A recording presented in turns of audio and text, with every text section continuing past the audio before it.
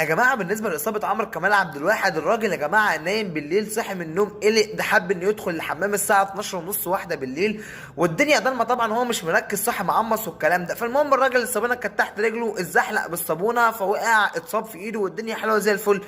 انتوا بقى اللي مكبرين الموضوع، هي دي القصه. بقول لك حاجه من دماغي، انا بقول لك على اللي قاله مدير الكره بالنادي الاهلي محمد رمضان. هنا بقى السؤال، مين اللي حط الصابونه لعمر كمال عبد الواحد على الارض اللي وقعته؟ هو ده فعلا اللي محتاج انه يتعاقب وينعمل معاه مشكله، ويخلي مدير الكره في النادي الاهلي الكابتن محمد رمضان يعمل له غرامه قيمتها مليون جنيه فعلا. ولا يوم من ايامك يا سيدي عبد الحفيظ، ولا يوم من ايامك يا سيكا. كده تمام كده خلاص يعني. انا كده قلت الصح. في حاجه انا اقولها ولا ايه؟ بس الناس بتسالني بتقول لي طب بالنسبه لاصابه محمد الشناوي في كتفه، يعني مش لاقي مبرر.